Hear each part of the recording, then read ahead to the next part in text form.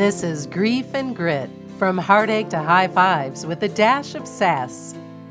The podcast that turns the tables on traditional grief talks with a fresh, sassy spin. Listen in for candid conversations about the messy, awkward, and downright hilarious aspects of dealing with loss. Because sometimes the best way to cope is with a little laughter and a lot of grit. Hi, Simonie. Hi, Greer. How are you? Good. How about you? Good. Had a nice weekend. Yes. Yeah. Good. Not too bad. Good. Yeah. Mm-hmm. I'm not going to mention the UGA Bama game. Yeah, please but don't. Roll Tide, just putting it out there. Oh my God. Go Dogs. We showed up. We showed up. You did. So I'm so excited about our episode today and feel so lucky to have our special guest here, who is our personal podcast coach. And we were so lucky to find Shann, who has been so instrumental in getting us to the place that we're at. So we appreciate that as well. Shann is also the co-host of the podcast Anxiety Slayer. And today she is going to be sharing with us her story about a complicated relationship that she had with her father and his eventual death. Mm-hmm. And I do just want to say, relationships can be so complex, and navigating a death of a loved one and a difficult relationship, grief is messy. Grief is never clean and straightforward. And the relationships that we have with people and our loved ones and the nuances and the difficulties, it's often something that people don't feel comfortable talking about because of the stigmas around it. So often when we think of the loved ones that we've lost, and oftentimes it almost feels like we put them on a pedestal after they're gone. And that's not always reality. Real life happens and we lose those real life relationships. So I really just want to thank Shann for being here. She's a dear friend of both mine and Simonie's, and we're going to go ahead and lob it over to you, Shann. And we just thank you for being here and for sharing your story with us today. Thank you. I'm grateful to have the opportunity to share. It's something that the timing is amazing. Yesterday was the 9th anniversary of the last time I saw my father alive. And we made him breakfast, and it was a beautiful day, and we sat out on the front porch. We have a big front porch, and we had breakfast and caught up and talked about his favorite TV show at the time, which was The Blacklist. And I love that. I remember him talking with us about just, so many little things, the little conversations that you have. So yesterday was a celebration of that last time seeing him. And so today I wanted to talk about how we grieve difficult or complicated or tricky relationships. And mine was definitely checked all of those boxes, my relationship with my dad. And I will say that I know that he loved me very, very much, and that he did for my entire life. I will also say that there came a time in my life where I needed a hiatus. I needed a break from him, and I took it for about a decade. And I remember people saying, how could you possibly do that? That's your dad. And what if something happens, or, all of those kinds of questions. And I just said, well, first of all, not to be rude, but it's none of your business. No, it's true. Yeah, 100%. It's not. And I needed to do some internal work and some healing around some of his behaviors and some of the ways that he chose to live his life that I could no longer be a part of. Mm-hmm. To this day, I'm incredibly grateful for having made that choice.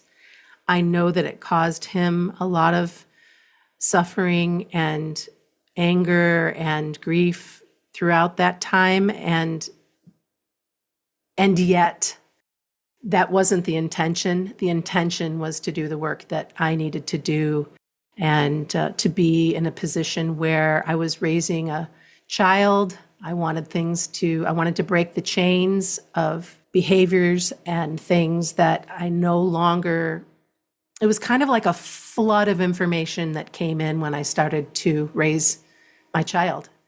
Things that occurred to me that, oh, wow, that was not okay. And that was not okay. Different behaviors and different, and so phrases would come in and comments that are pretty crazy to say to your child, or angry behaviors or alcohol infused behaviors, things that just, that was my norm. Now, my father I didn't live with him under the same roof. My parents were divorced when I was very young. But I would still visit. I was still a part of his life, and the two lives were completely different. And when you're young, you don't know, like, this is different than that. This happens, that becomes your norm or what have you. And so all of those things came bubbling up to the surface. And we had what I will call almost an out-of-body experience I had with him, where I was done, where I was just, and you guys, it was frightening. It was intense. It was all of the things I had bottled up for 34 years that just all came. Wow, I don't wish that on anyone. And at the same time, there it was. Right. So during that break, I did a lot of soul searching. I did a lot of healing. I did a lot of journaling and counseling, and I practiced yoga and became a yoga teacher and got all grounded and in my body, and forgiving myself and realizing all the places where I was trying to validate or be validated, or to be in this place of just always wanting to make him proud, even though it felt like that was never a possibility. Now, after he's gone, I know that that's absolutely not true. The letters that I've found, the information that's been left for me to find, all of the ways that he adored me just were kind of under this cloak of other behaviors. This man was relentless over this decade. He was, at first it was anger, and it was threats, and I'm going to take you out of the will and all that business. And if you know me at all, I'd be like, that's not mine anyways. I don't care. I don't have any attachment to that kind of thing. But from his generational place and from what he'd been doing, I can see he was just really lashing out. And then he just would occasionally send a card or whatever. He had full access to his grandchild if he wanted it. It was just me not being in that space. And so, as you can imagine, that's tricky.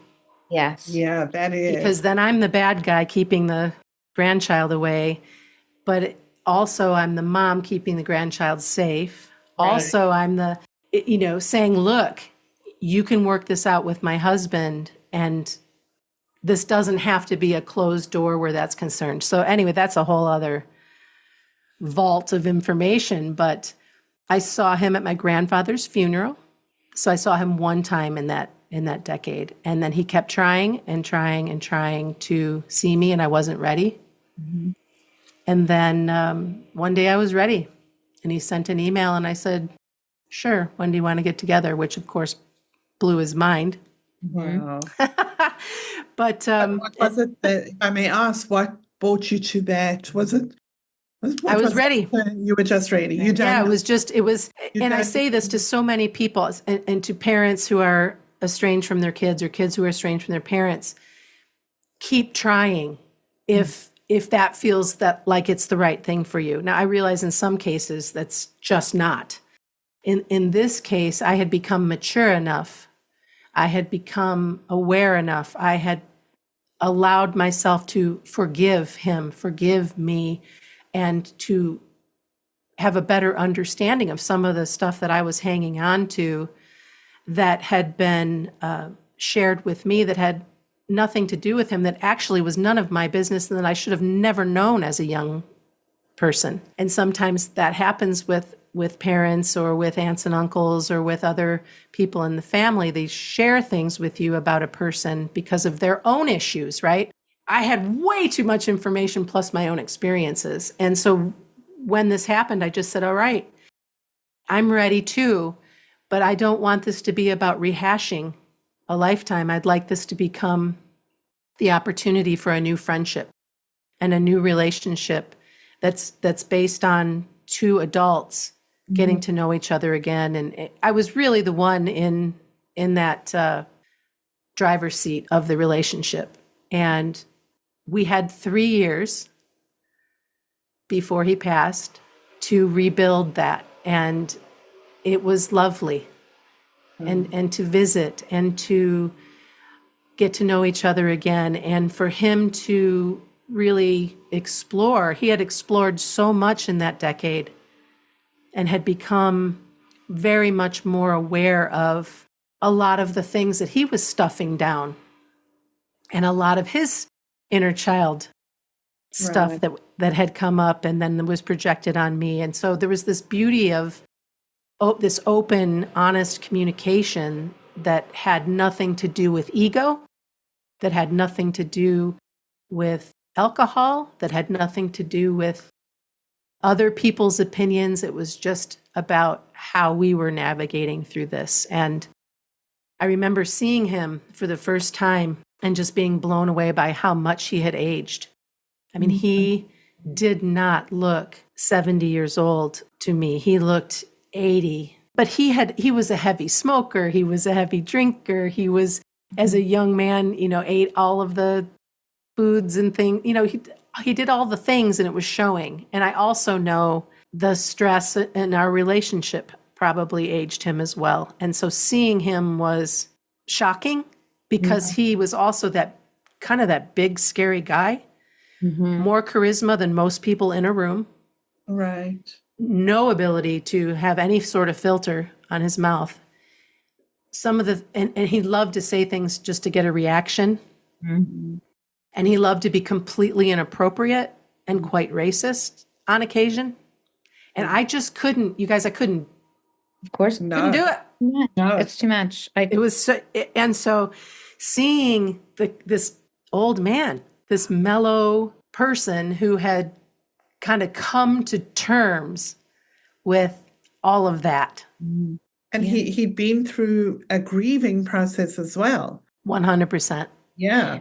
Do you know if he went through any, you said he came to these realizations. Was he in therapy? What were there things that he had done to help him kind of get to the point where he could start over and not have to rehash everything? And he was the kind of person that did not ask for help and would have thought that counseling was weak.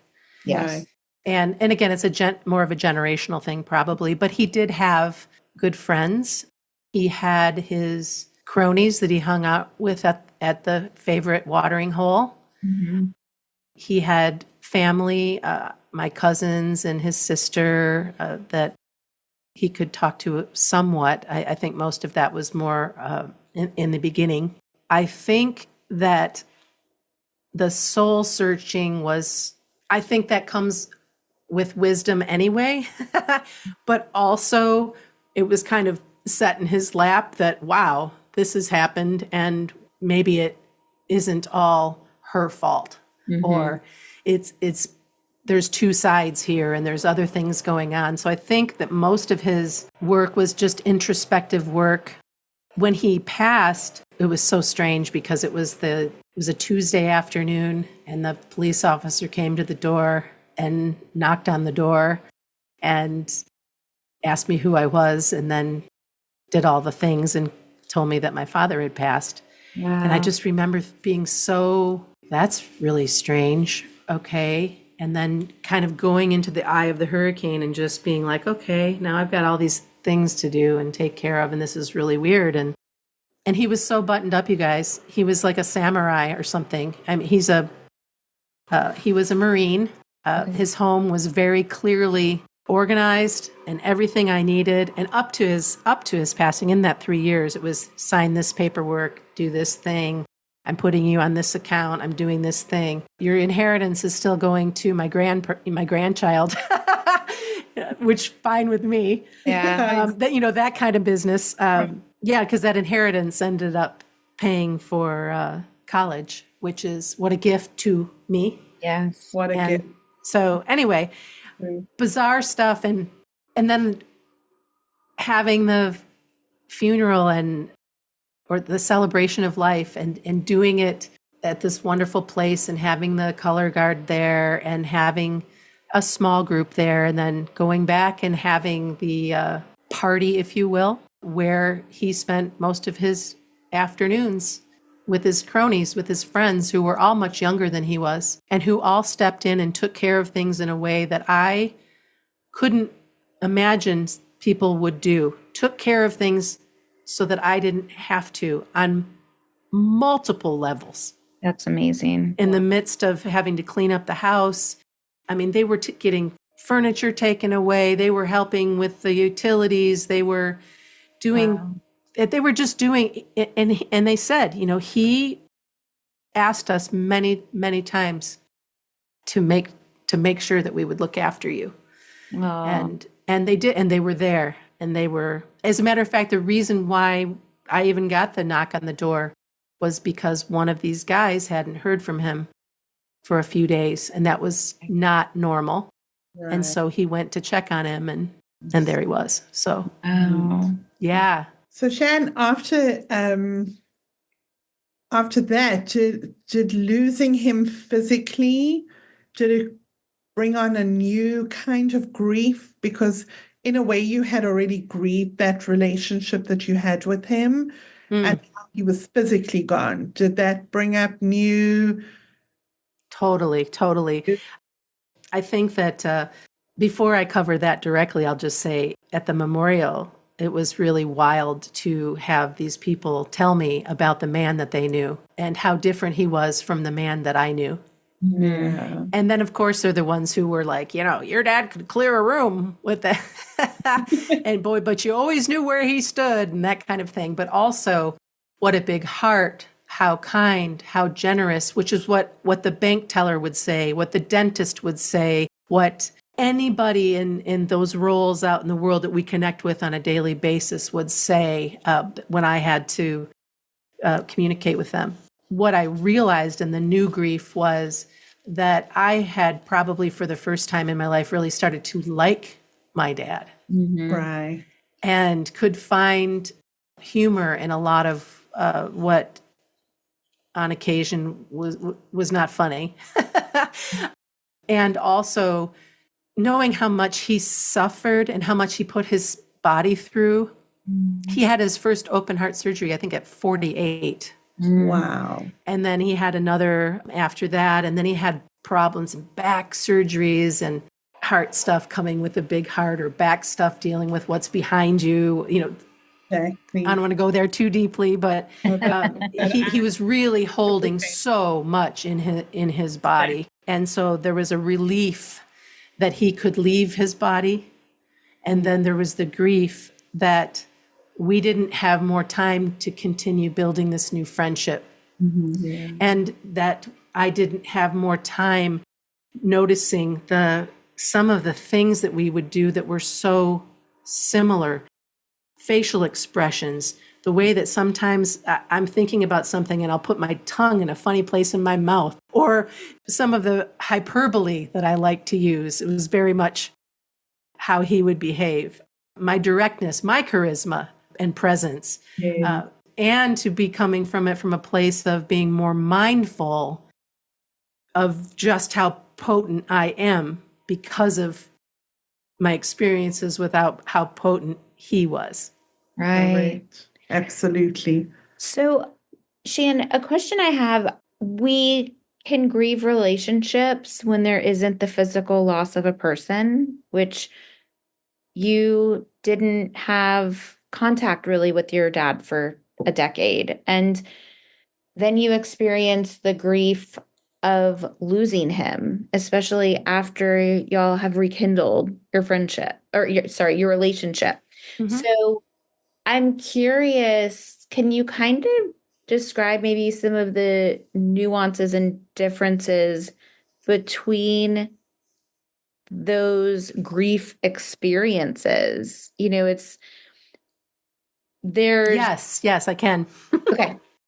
First and foremost, the grief through the decade was the realization that I didn't have the father that I thought I deserved, or that a friend had, or even a married couple to bring me up, the idyllic versus the real life, and just kind of wrapping your brain around all of that. And then to finally accept and agree that, or not agree, but to finally accept that this is what it is, and there were lessons here for both of us, and the forgiveness was such a potent piece of that, to really understand that you can forgive that deeply if it's the right thing for you, because forgiving him set me free. And so then when he left his body, and we were in that new relationship, the grief was about time, not having the ability to learn more about him and why he ticked the way he did, to be in a space where we could have more laughs. Mm-hmm.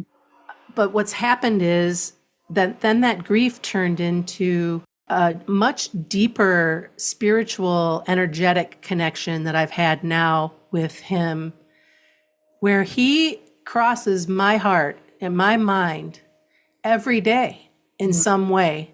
And I spent a decade trying to not think about him. Right. Right. You know, in between doing the work, I'm having conversations with him. I'm seeing cardinals. I'm thinking of him. Yesterday, it being the year of the last seeing him, and just remembering that day and giving thanks and grace, and continuing the relationship. In many ways, I feel like our relationship is better now than it ever has been in this earth walk. That's incredible, Shann. I think there's so many lessons in what you've just spoken about today. And I first of all, I applaud you, because we all have complicated relationships.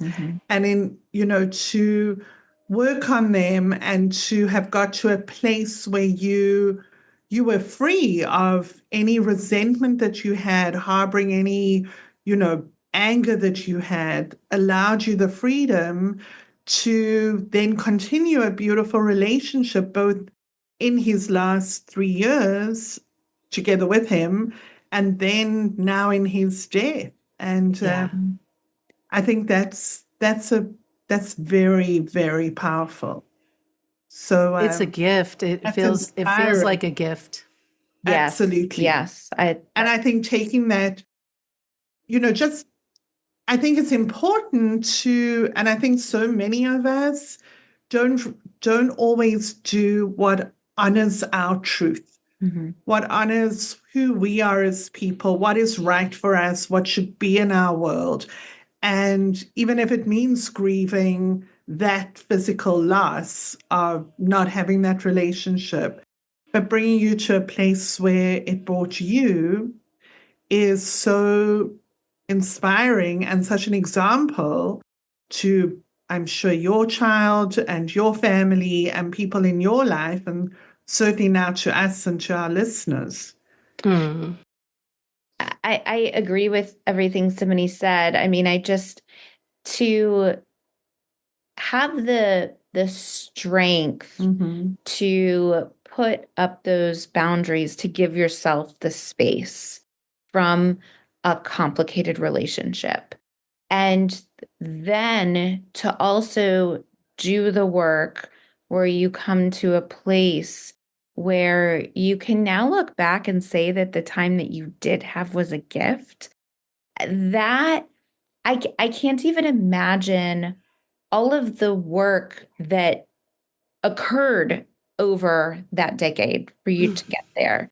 I mean, can you kind of speak to maybe one or two things that helped move you forward in the most profound ways? I mean, obviously, I know it couldn't have been one thing that you did that got you there, because that's a lot to unpack. It's a Yeah. to process. But Yeah. what were the things that maybe had the biggest impact on you? I would say that the trust and support of my husband Yeah. in making the decision that I made, and he was really wonderful at kind of being the buffer between the two of us when needed, or if something would come and I didn't feel like I could read it, or because of those boundaries and protecting myself. The other piece would be putting myself at the front of the line for the first time in my life and knowing that to be the mother that I wanted to be, I needed to heal the woman that I was. Mm. And I needed to heal the little one in me that was already, that had things to deal with or whatever, and to not pretend that everything was okay. I also had a very wonderful yoga teacher and got very much involved in yoga and got my teacher training and taught for a while. In that time, being more meditative, moving my body in that way, realizing some of my habits and choices that were not helping me move forward. That would be a part of it as well. I journaled and journaled and journaled. I wrote a lot. I don't know why I haven't been writing since.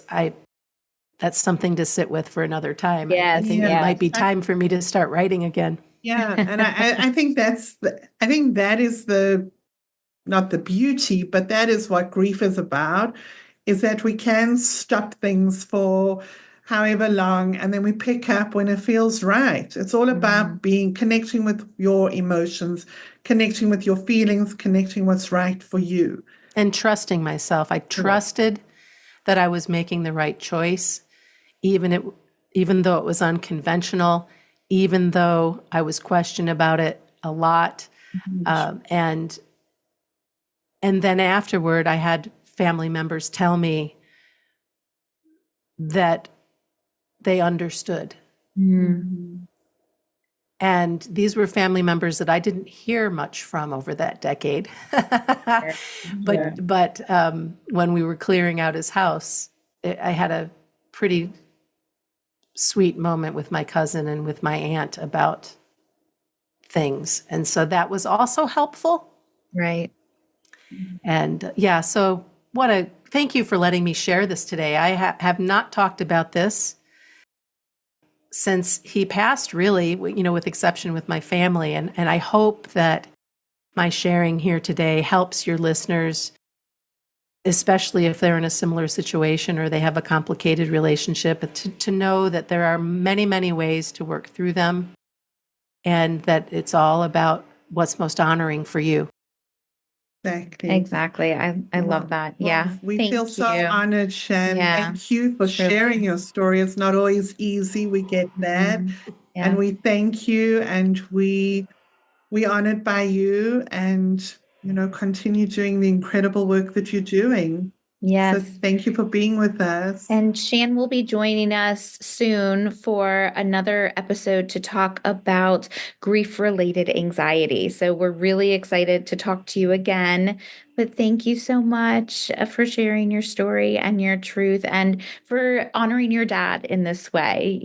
I'm so glad that you were able to share, and I know others will learn from that. So thank you, and we will talk to you soon. Thank you. Thank you. Thanks everyone for listening. And for more Grief and Grit, you can check out our website, griefandgritpodcast.com. And you can download Grief and Grit anywhere you can access podcasts, Apple Podcasts, Spotify, and so on. Feel free to reach out if there's anything we can do for you. And we look forward to our next episode. Thanks so much. Thanks. Bye-bye. Thanks for listening. If you love what you heard, Please follow Grief and Grit and share our podcast with your friends and family.